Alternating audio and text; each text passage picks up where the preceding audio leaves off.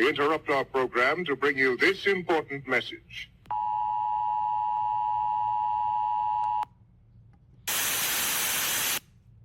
I'm back.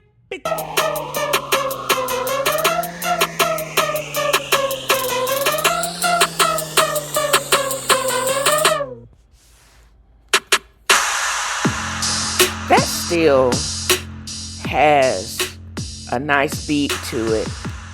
Still seated twerking to bounce.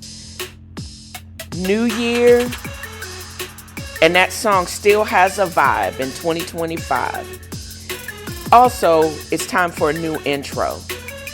I am in with a podcast change. I added the F.A.A.F.O to it, but I'm back with the same formula that has allowed me to be successful in the past.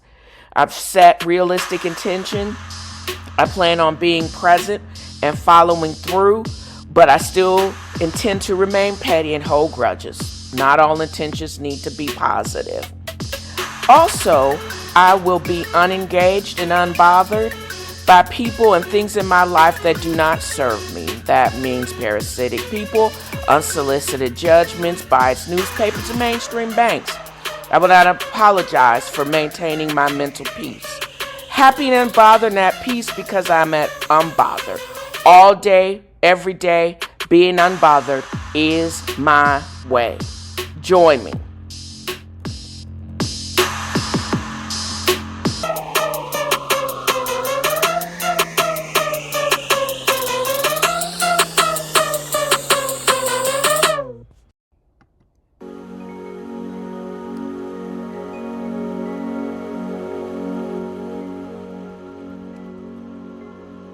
Petty affirmations and observations. Not arguing or fighting in a relationship represents that they, he, or she is just not all that into you. Being forgetful is a sign of high intelligence. Well, I might just be a dang genius. Why is it that when people sell their souls to a devil, they are shocked when they get up covered in ashes and smelling like smoke? I bet that's an everyday occurrence or feeling of every political party affiliate and business alliance. I bet they really think this every day as the smog surrounds them like pig pen. Every single day, every single hour, every single minute. We need clean air. We really do need a wind to blow this smog out. Petty-luya. Butterfly in the sky, I can go twice as high. So take a look, it's in a book, a reading rainbow. I can go anywhere. Friends to know and ways to grow, a tinfoil rainbow.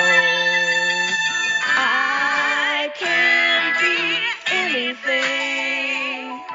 So take a look, it's in a book, a tinfoil rainbow. A tinfoil rainbow. A tinfoil rainbow.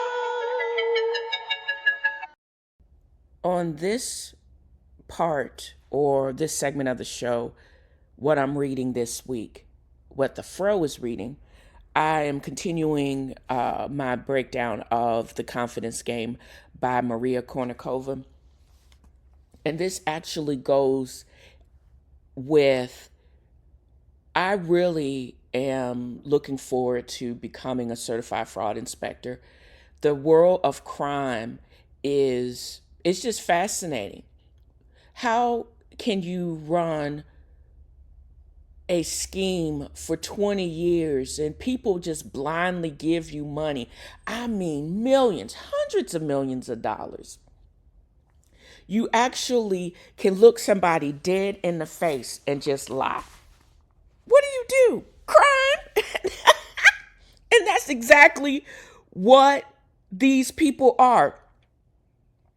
From the Steve Cohns of it all to the Farkases down in Florida, big mortgage schemes causing the collapse of, Colonial Bank in Florida, having whole bankers basically hide millions and hundreds of millions of dollars in loss. You may start off halfway, kinda legit, and then just go millions and billions of dollars into crazy. They say a sucker is born every minute, but you have to be a great liar in order to be able to continue or get the grift going. And again, being able to lie with a straight face, and when you get caught out, not getting into, you can only get into your feelings you can only get into your feelings you if you want to, but you don't really have feelings. You only get feelings because somebody found you out, and they don't believe you for some reason. A willingness to cut corners and to chance rationalize away cutting those corners. You know how to self-justify. Something is not so bad because everybody's trying the edge. That's what the other brokers over at SAC said. Or you could just be straight up lying and say, we pay attention, we're ethical, we safety, and then do the exact opposite. That's what they did at Farkas down at that mortgage brokerage. Or PG&E. They basically, it is a government sanctioned monopoly, or were, because they filed for bankruptcy and it got broken up. Government sanctioned monopoly, cut corners for decades, led to the most horrible and destructive fires in California history. And all they had to do was basically follow the rules, from reinforcing gas lines to not cause one of the largest and destructive gas explosion in San Bruno, to the Camp Fire, and even the current fires that basically burned down most of the coast in Malibu. And they did it because they were told, we value profits. They were straight up, and they actually wrote it down. But at least that's a special kind of sociopath. They don't even try to pretend to lie. They just said, I'm not going to lie. I'm going to tell you the truth. And people are going to they're going to be fine as long as they're profitable. And that is probably one of the most concerning things that I call it the current national sociopathy, because as long as people they knew that you can be a felon, you can lie, cheat, file for bankruptcy, but you still worth $1 billion personal wealth because you don't pay your bills, you can still run an entire country. It's only going to be, and you can actually look like a melting wax face or the witch in Empire Strike Back, or the wizard, or whatever he is, and still sneak in to try to steal people's information in order to make a point and to build your own AI machine. But at the same time, because it just is a machine, everything's cool as long as your stock prices don't fall by 50%. When people start doing your bidding, and then you start getting sued because they said, if we do X, Y, if we did X, Y, and Z, but now you hitting my pockets, then we're gonna have a problem. That's why I think y'all need to leave Costco alone, because Costco has basically said Where can you get a hot dog for $1 and plan somebody's funeral? That is where gonna leave off. And I'm gonna play a little bit of you because this is what people don't understand. Costco can basically afford to basically tell the U.S. government to go and kick rocks and to thumb their nose at governors from the red state, because you're not going to tell anybody what to do because they're rolling in that Walmart money, former Walmart shopper money and former Target shopper money. Target did the bidding of the U.S. government, kicked a whole bunch of Black and people of color products out of their shelf through integration and just downright ending contracts. Now they're actually having to close their store and dim the lights to keep the lights on, and increase the thermostat to deep, so because they can't afford to keep the stores cool because everybody now is shopping somewhere else. They're doing like me in a form of a boycott. They're even going directly to the distributors, bypassing them altogether, or they're shopping elsewhere. We're not using Amazon. We're not shopping at Walmart. We're not shopping at Target. We are going to the Costco's and others and Etsy's just because. So if you think, again, and I said this in the last segment, why are you going to lay down with a demon and then get concerned when your hair is full of ashes and you smell like smoke? Why are y'all shocked? Is there a makeup or a profile of a good con? They are great at lying and they can suppress emotions and they have very much control and they have a bit of charisma. They can talk a very good game, but anybody can get got. That is the whole psychology of someone that is a mark. A mark can look like me because I got several years ago. And I think even the most cynical of us, or you think you're savvy, they said that there is a community, the retirees in Colorado are just built differently. But at the same time, romance scams are still rampant in retirement communities. The lottery scams are still rampant, even today in 2025.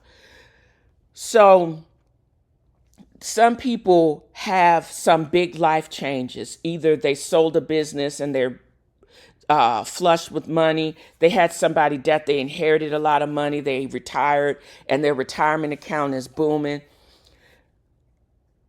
But you still have to be open to be accept either truthfulness or not truthfulness. And you have to always have a level of suspicion. You know, you have to trust people sometime, but sometimes when it does sound too good to be true, it really is. If a skunk is a skunk is a skunk, sometimes you can get fooled into thinking it's a black and white puppy. But once they hit you with that skunk stink, then you actually going to know. So you have to have a little bit of common sense to know, just to be able to tell when somebody's trying to grift you. If it's really too easy or they make some outlandish promises, most legitimate business deals are not secret. You know about them. You also have signs or red flags that nobody is going to say that you're going to have certain amount of gains, because that's not possible because of the inexact nature of markets or different securities. And if they have some outrageous compounded where you have gains, be very suspect on that. If you do somehow beat the market, that's great. But nobody's going to guarantee that you can beat the market. I'm just going to have to put that out there because there's always a risk in some type of investment. Some of the safest investment are safe because there's not a whole bunch of volatility, and you are promised gains like treasury notes, etc. But if you say in the short term you get all this money back, but what is the exact mechanism of this investment? Be always suspect. Have a certain level of suspicion. Don't follow anybody blindly. That goes for anybody, these financial advisors and firms, etc. Be willing to accept the risk if you are going to participate, but learn as much as you can, pay attention and take notes. And don't accept one person's word. Truly do your research before you truly get got. Because the profile of somebody that a mark is so varied. That's why you actually have to protect. You are the best protector of yourself. Always just beware. Lift every chair and swing till all them white folks scream. Thought y'all could run up on our black king. I'm glad the squad pulled up, dedicated to Nuck if you buck. May it resound loud as the rolling sea. Throw your hats high in the air until Unc comes with the chair. Swim the seas until our cousins come and they rescue me. Let this be a lesson to y'all. Remember the Montgomery Brawl, where white folks fucked around and they found out. Sometimes you just got to boss up and show MFers, but at the same time, sometimes you just got to switch things up. That's why I decided that, yes, I was going to use the same singing about our white hat and the Montgomery celebration, now that it's called, and change this segment of my podcast to Awake History and Other White Hat and Folded Chair Moments, because a bunch of the ist are using the words wrong anyways. And I don't want to use words like woke and DEI because that makes me a target. Because I find that bullies go after the low-hanging fruit and they will try to harass and try to dox you and try to harass you just because they're cowards. And y'all using the words wrong anyways, you know? Dear all of y'all, all the ists, all the non-blacks, fake liberals, we, meaning black women, black folks, non-white folks, don't want to be y'all. Y'all hate and you try to malign what you don't understand because we are just who we are. We only have to do two things in this world. Or I only have to do two things in this world. Stay black and die. Everything else is negotiable. You use words wrong. You blow up social support. The effects more of y'all, not me. Because we have always been excluded from the creation of the supports. All the supports and structures, basically since the New Deal, have been of benefit to y'all. We disproportionately have been locked out of everything. But yet we rise. More of y'all are on the brink. And we create, in spite of the jails and the plantations that you want us to be banished to, is going to be the same Amazon warehouse, i.e. workhouse, you're going to be forced to work in. Because there's going to be no other widespread employers. Check that. Bezos has said all of y'all are expendable.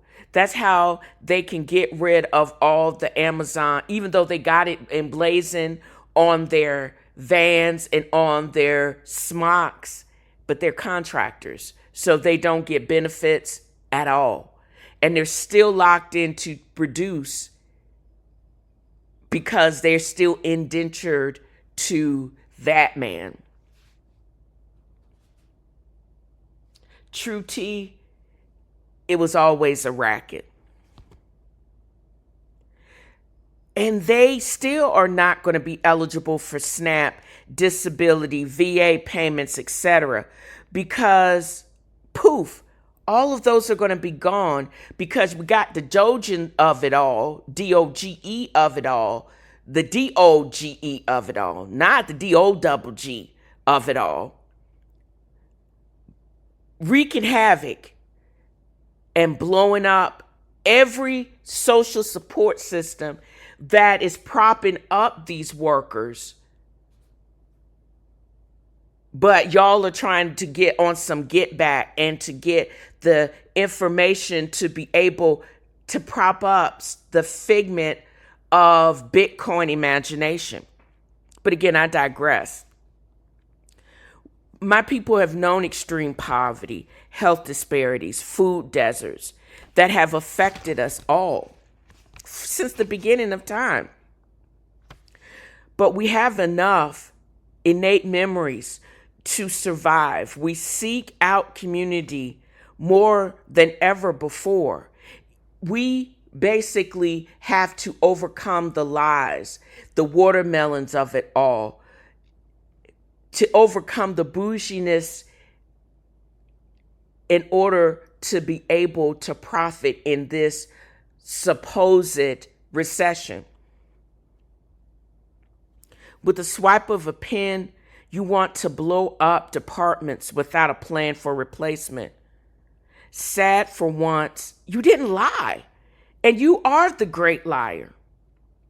But you basically said what you were going to do, but people chose to believe the opposite. It was like we've been in Groundhog Day since 2016.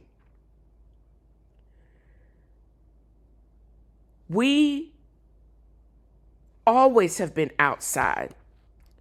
You dared everyone to vote for the overqualified former senator, former state's attorney, black woman from Cali. You lined up, all of y'all, fake liberals and all, lined up like a bunch of sheep against reason, ethics, morality.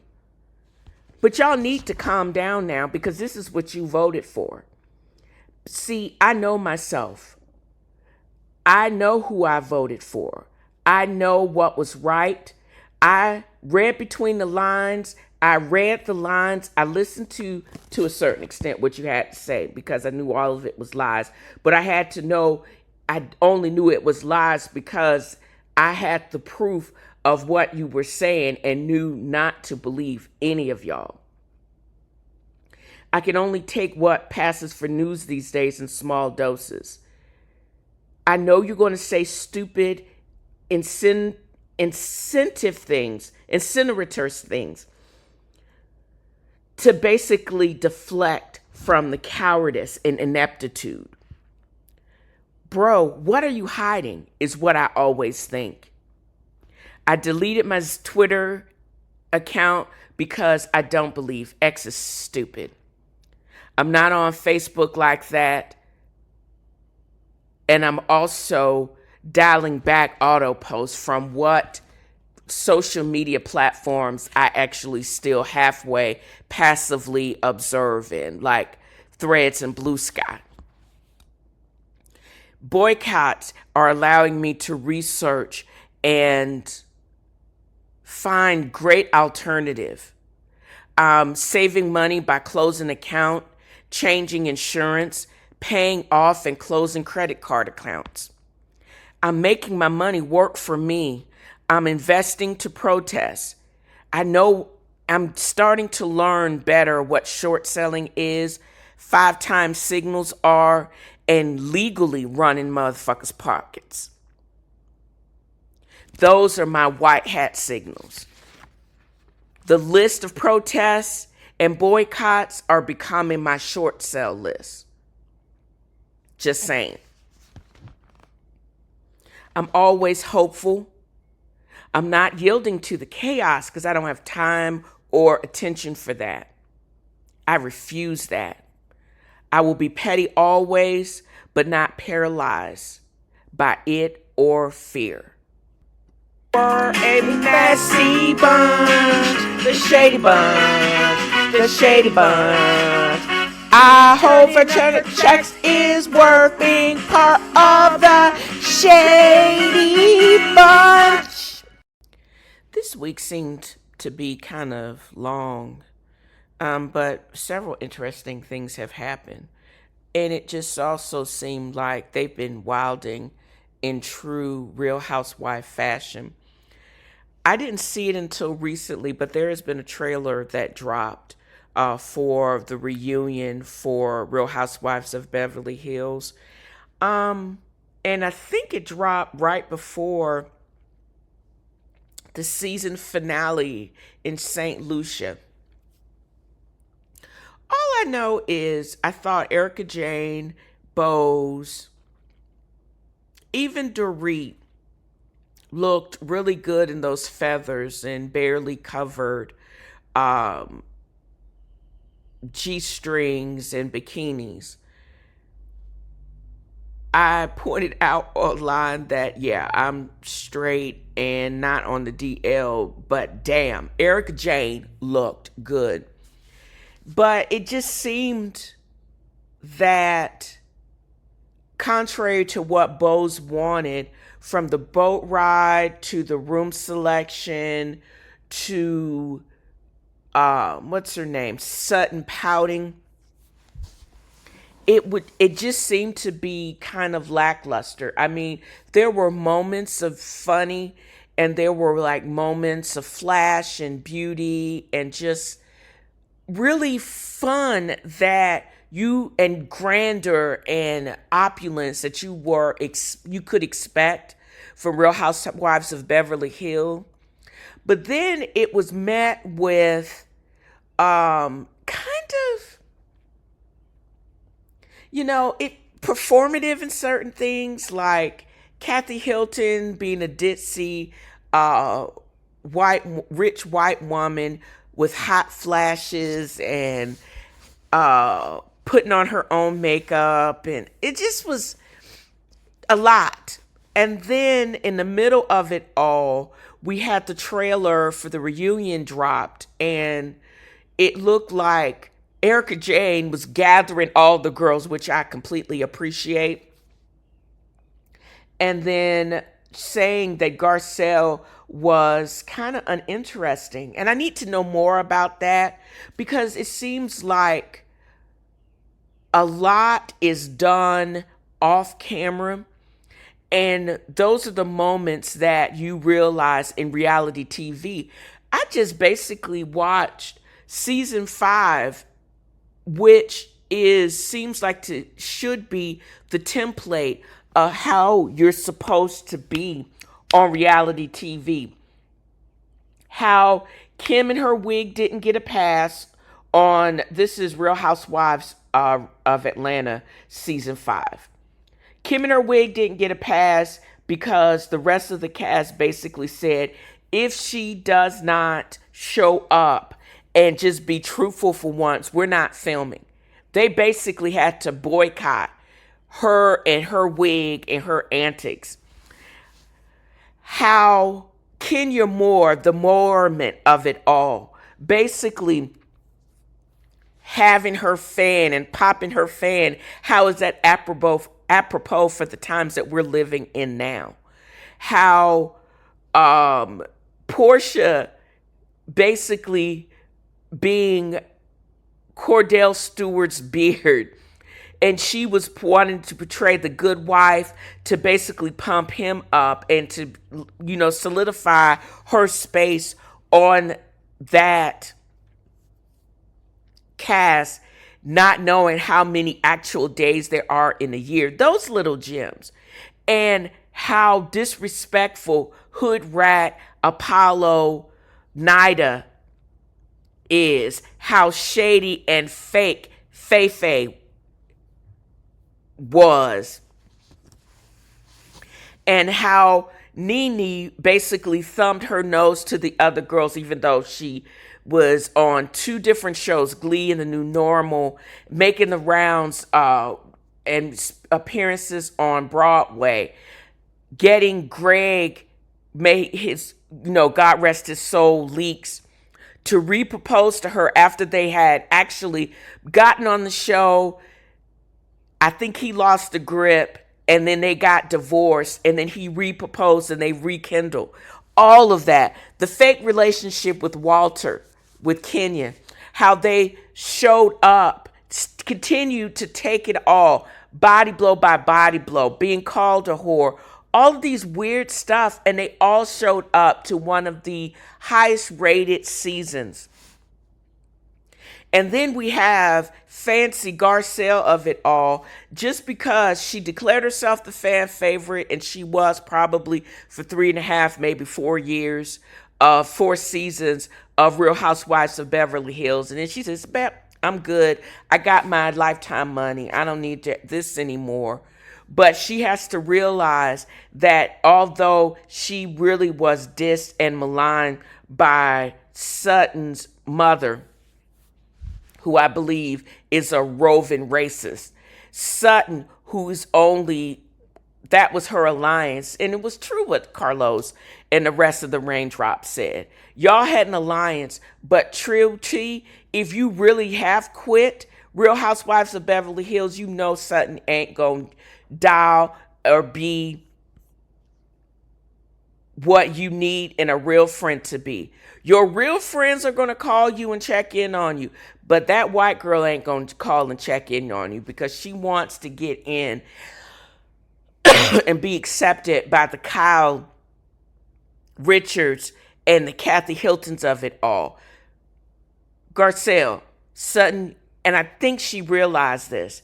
That's why she gave the deuces. But if she had stayed and explored real friendship of it all, because Bose is the type of person I believe that you would want in your corner. The Erica Janes of it all, because she would be fun. And could you imagine being out of a newly freed and unattached Erica Jane? Being out there with her truly stardom, and her is on the rise. Could you imagine? I think I was looking at her neck. She need to talk to Paul Nassif and them over at Botched because she's starting to get that really drawn turkey neck thing. And I think they're going to need to release some adhesions. But other than that, to see that in the second part of both of their lives and fame, what they actually do with that, and then having the bows of it all and making the platform be truly a celebration and fun again. But instead of you fold it, I'm with Erica, full shade and lightly shade by Bose on what happens now. Watch what happened now with Andy Cohen, because why couldn't she, instead of quitting, why couldn't she have gone on pause? And that lends me to who also may need to go on pause and work out what they need to be contributions to the show. If Kyle is not willing to continue to put it all or on the line, or she doesn't feel she's strong enough to be able to stand up to the questions, if she's really not able to give the reality of her life anymore, or at this stage because she just doesn't know, maybe she needs to go on pause. And even though she's shady as hell and she's Delulu, if Sutton is going to continue to be delusional, I want to see what she is actually going to do when she doesn't have any allies. I want to see her basically embrace the delusion And just be real. We saw, even though they were I thought they were all disgusted by it. But that, I think, when Sutton basically says that she looks down on people like Dorit because she is better moneyed than people like Dorit, whatever that means, fine, say that if that is your truth and lean into it and don't apologize for it. But don't backtrack, because that makes you seem to be a hypocrite and unreal. We're going to need more delusion, because now that Garcelle is gone, we are going to need a new face. And I think Kyle really, if she's not going to come back and clock in fully, she's going to need to have a seat. And it would be great to see what her other sister is. We got quirky Kathy Hilton, but her ditzy rich woman, I'm hot flashing menopausal shtick is actually getting kind of old. I also, again, I'm piggybacking off of something that I heard on Reality with the King, and they basically reported they need a soft reboot, not a full reboot like the disastrous Real Housewives of New York. But we're kind of over the stick with Kathy Hilton. But wouldn't it be kind of cool to see the interaction of the next generation? What actually is Kyle's eldest daughter doing now? And the Portia of it all, and how the cousins are interacting. Are they estranged because their mothers are estranged? I honestly think a lot of them are married and have kids. What actually is going on with Paris and Nikki Hilton? And they're actually married to other moneyed white folks. I think Nikki Hilton is married to a Rothschild. I think Paris Hilton, now, her husband, I don't exactly know what her husband is or does, but I think he's also frustrated. They got that long money, generational wealth money, and she had 2 children by surrogacy. How is Kathy Hilton relating to her kids, and are they willing to actually show that on air? Because that would be really refreshing, and it would be a setup for a great spinoff. And then introduce people like Nicole Richie. What are the kids actually doing, the next generation? Because the current generation, the beef between Kyle and Dorit was actually interesting, but I need a new storyline because that kind of fizzled out. What is PK drinking again? Is Mo a drunk and drinking? Why did Kyle stop drinking? How does that affect? What is her real relationship with her kids, if she has one? Or do they, under her breath, roll their eyes and think she's a weirdo and they don't want to talk to her? Is there one of her kids that's willing to basically present what she did in the previous 11 or 12 seasons? That would be interesting to me. But if you're really all into self-producing and only and talking about conversations offline and after the fact, I'm not really interested in all of that. And if you are willing to show the good, the bad, the goofy, maybe we need to lend it to, I want to see what actually happened. We saw Portia get a Porsche for her 16th birthday, which is so Beverly Hills, but we don't know how she really is reacting to that now that both of her parents are living in separate housing, and how she's navigating between. Is she staying with Kyle, or is she over there chilling with her dad? Or does she have her own apartment? Because her dad has a very successful real estate agency.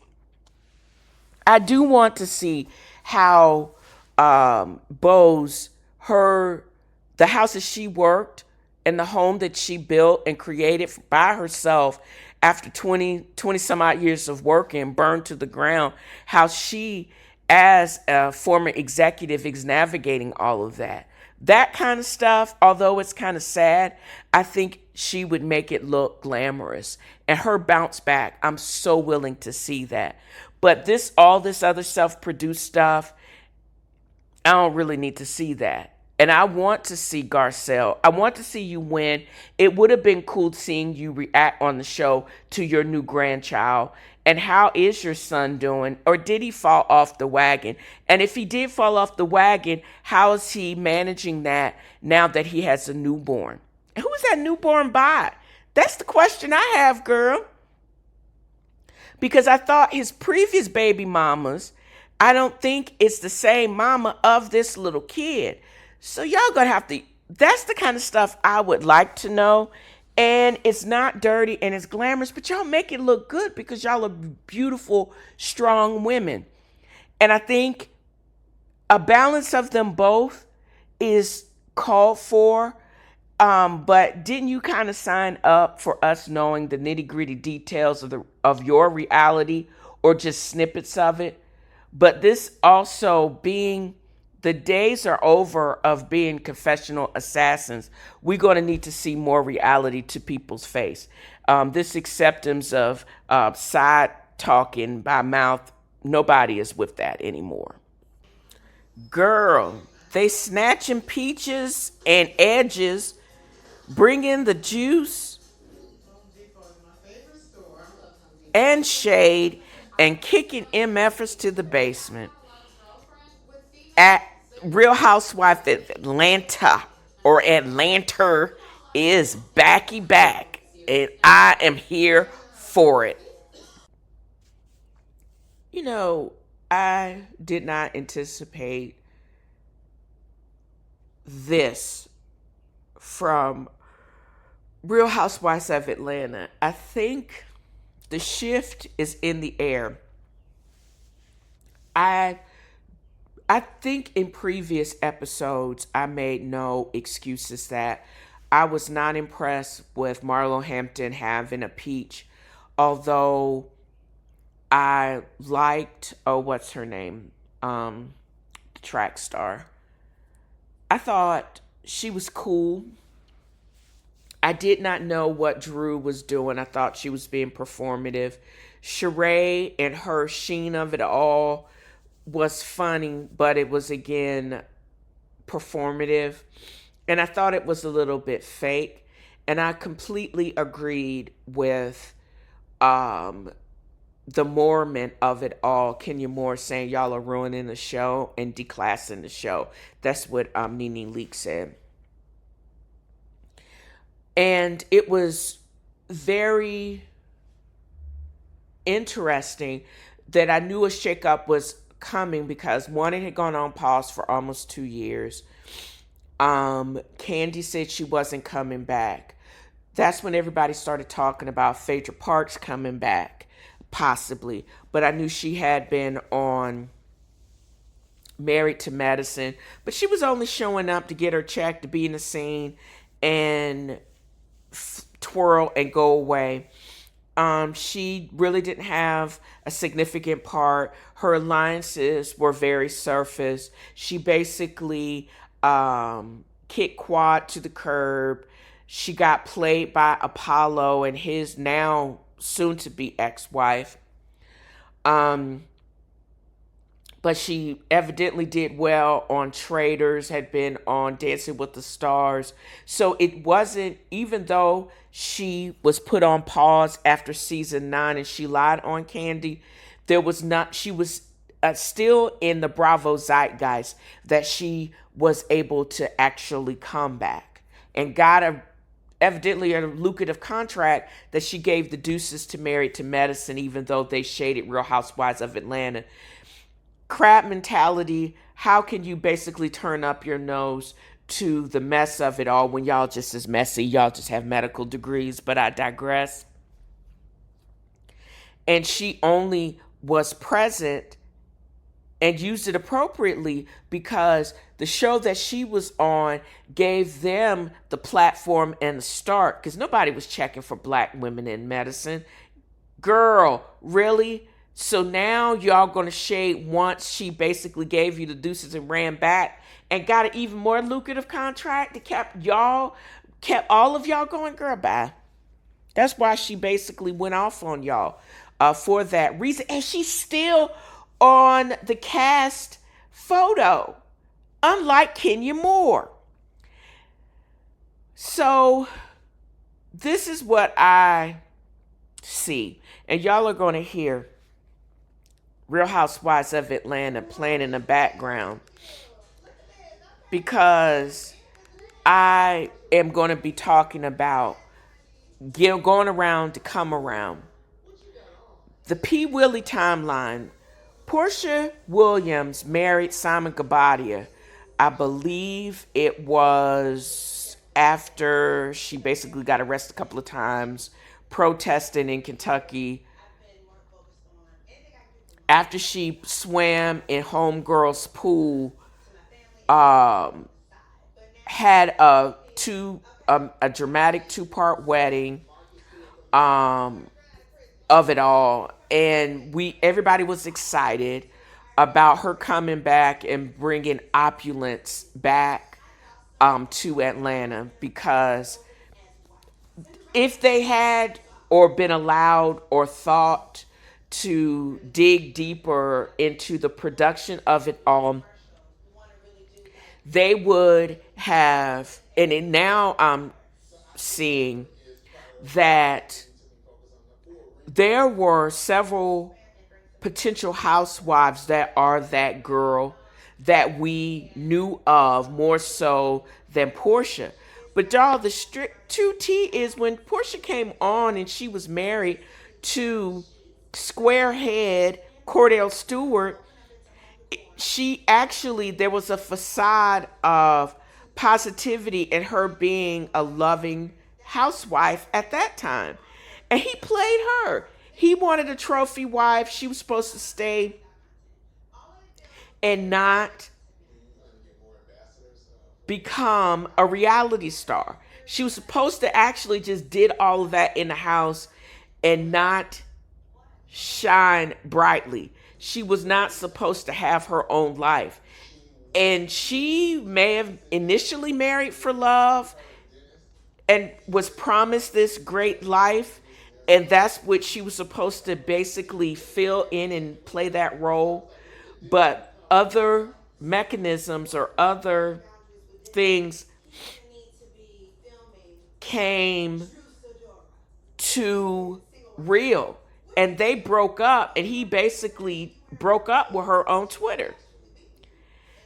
Turn 10 years later, same thing happened with fraud that is Simon Gabadia.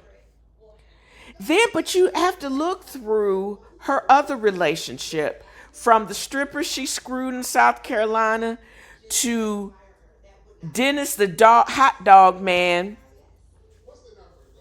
And I'm not sure of when she got engaged to him and when she announced her pregnancy with Pilar. He was lots of Henny and lots of hookah, but nobody thinks of him as a musical producer. And I don't think she anticipated in the production of her life him still popping up like a roach in the Drew Sidora storyline. I think she was going to use her name because her father and grandfather, Hosea Williams, actually and continue to have a lot of prestige in social justice platform in the history of social justice. She tried that on for size, and she actually looked good in it. And I liked the work that she did for the time that she was dedicated to the movement. But also during that time, she became a reality star, expanded Go Naked hair and lingerie lines and homeware, swims in Simon's pool, snatches him from Homegirl, and then they got engaged before his divorce was final with Homegirl. And then, not too long, or probably even during the time that they were just dating, there was trouble in paradise in her bliss. He was then accused of green card fraud, etc. Um, Ended up, while she was going through all of that and basically gave the deuces and went on pause from Atlanta, which resulted in 2 disastrous seasons that we were subjected to before it was put on pause. And before she actually, I think it's apropos that we saw glimpses of the life that she wanted, jet skiing in Dubai, the private jets that I'm thinking she paid for. She secures a lucrative contract to come back to Atlanta based on her sham of a marriage. And she basically waited to become the face of the franchise. And it was supposed to play off of her storied book marriage, but it was all a sham. I don't think she, and you could see her trying to produce when she got engaged to Dennis, and the issues with her family and how she tried to orchestrate that, but it always would go left. It's a while that I think she mostly secured her spot off of the glamour that was, but I think she underestimated the true and compelling storylines of her castmates. Because I don't think she didn't anticipate Simon being picked up by ICE. I don't think she anticipating her mother, Miss Diane, looking younger than she is. Good work. I ain't mad at it. I don't think she anticipated Kenya being fired because it looks like of the growing relationship between Pilar and with Brooklyn, their daughters respectfully. She at least is gonna have an ally when Frat comes back, but felony F.A.A.F.O also has selective memory, because remember in season 5 she really wasn't checking for her. And that's when she actually was allied with Candy, and they were calling the girl dumb, etc. But now both of them are going to be single. And are they going to be allowed to twerk in the name of Jesus? And again, Portia is underestimating the compelling storylines of the other peach holders. I don't think she realized that the Kelly waffle queen of it all, with the abusive ex-husband and his embezzlement, because I think she's probably on the cusp for having to file for bankruptcy, or she's clawing herself out of bankruptcy. I don't think she estimated Drew check making with her baby daddy. And again, we knew him for Henny and hookah, but nobody knew he was a music producer and also vying for her as far as screen time. And that storyline being more salacious than her divorce from a fraud king. I think she completely underestimated that. I don't think Britt and her insurance, I think there's more of a story there, and there may be trouble in paradise with the 2-ring marriage. They got married probably by Zoom during the pandemic. And there may be some issues where her sisters probably are suing her for fraud. I don't think she estimated the Shamia Morton of it all. But I'm going to get to that because I got a whole bunch to say on that, because that surprised me. I don't think she overestimated or she underestimated the compelling storyline of Angela, who's married to the former NBA star Charles Oakley. Why did she meet him and why is he living in an apartment complex? It's not even saying that he even owns the condo. How you fall from NBA grace, get kicked out of Madison Square Garden because you wouldn't kiss the former owner of the Knicks. The son now owns it. He basically said, you're not worth anything. Your glory days of playing as a bad boy for the Knicks are over. I have no respect for you, and you gonna need to get the hell out of my spot now. I think something is more with that. Why is she holding on to 5 properties she's trying to remodel and now flip?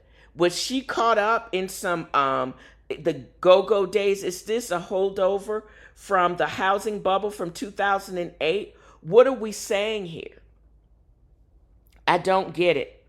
And I think her coins I don't want to count other people's coins, but something is going on with that. So then there's Shamia, M. effing Morton. Who is that girl? Found out today she's a former Church of God in Christ. She actually singing in choirs. She's producing music. She basically still clowning Angela Oakley's 90s nose. Shamia is crazy. Her husband is the HVAC king. Gerald, buying her a $430,000 Cooligan Rolly for her 43rd birthday. Did y'all clock that tea last week? Also, she's basically shared so much of her IVF journey. How she's actually her second daughter, who they use the same surrogate as Candy, actually was diagnosed with breast cancer at 32 weeks. The little girl got delivered early and has had so many health challenges, and as well as the former surrogate, who's actually doing well now. And it looks like the little girl, although she's delayed, is doing so much better in spite of having over 10 surgeries. She really has a part and bait for Chateau. She actually has a strong marriage. She's a working mother, but she also has all the privileges of a housewife. Not on the struggle bus, to the chagrin of Portia. And contrary to popular belief, she's not Portia's lapdog. Shamia is truly that girl. She is a queen. She is who Portia is faking to be. And I'm here for it. And it's wild that she's able to afford to even live in the same neighborhood as the true social elite. And probably live there by herself. I don't think the chateau that Shamia lives in has a mortgage. And she doesn't have to be or relegate the husband to the basement because he can't go nowhere else, afford to go nowhere else. Or she can't afford to buy out the husband because it's not that kind of story. That's not her story. She no longer has to dim her light because now she's a full-time peach holder. And maybe that's why also Portia, her underestimation of the rest of her cast member is what's going to get her got, because if other fans of the show are like myself, we're not going to be able to tolerate, because we're sick of it on the other shows. You can try to self-produce this shit and try to do the same stuff as you did in your spinoffs, but we're kind of over the self-production. If you're not going to be able or feel that you need to reveal more of the shady side and all of the fakery live about your relationship with Simon G, baby mamas, we don't want to hear anything else about your divorce. I'm not going to, this off-camera confessional assassin, all of us are kind of over that. And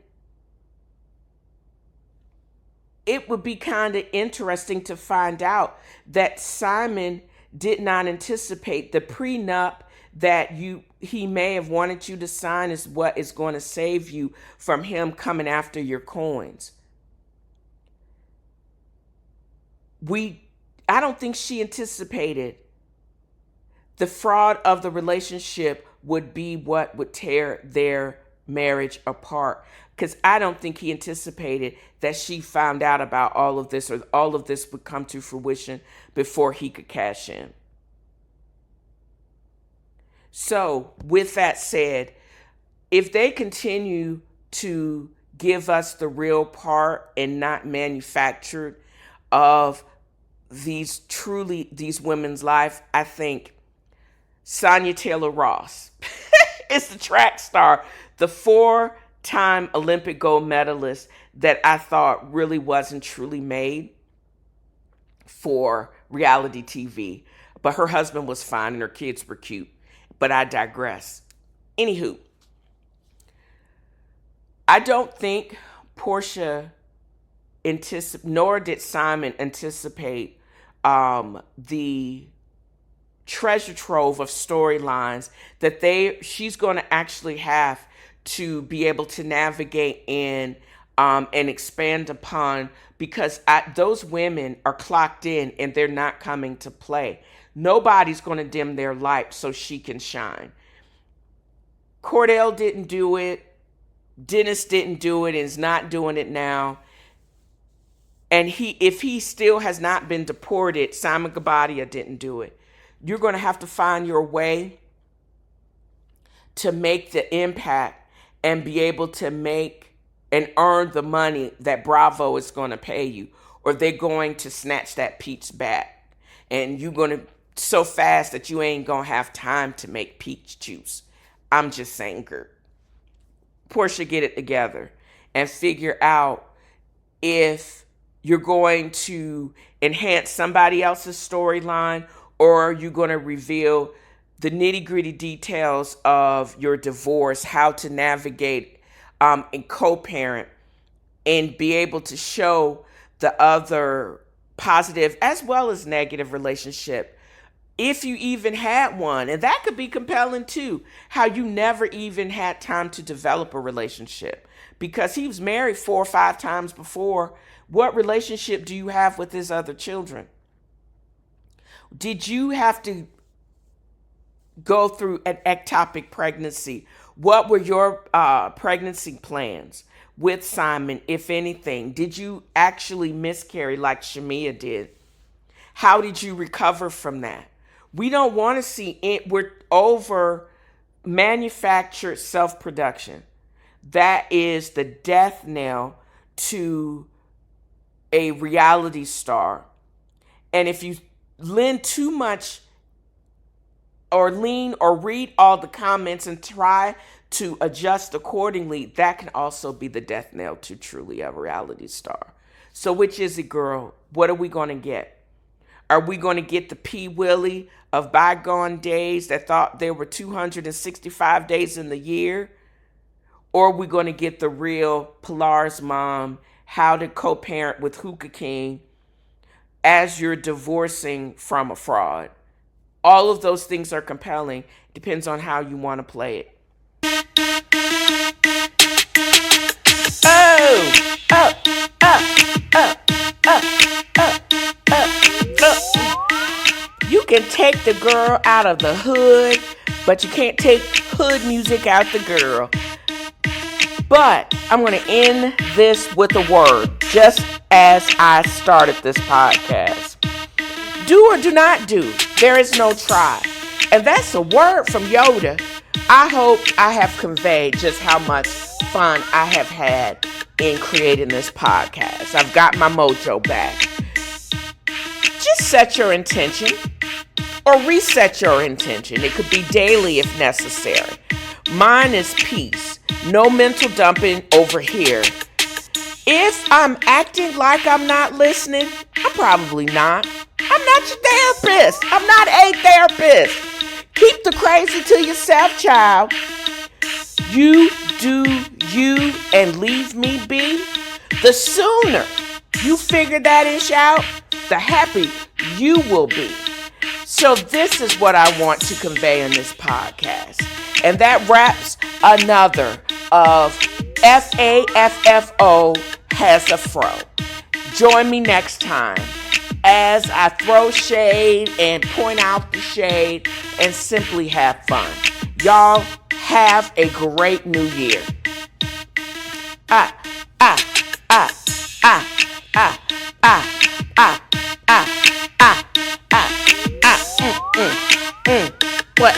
What, y'all? What?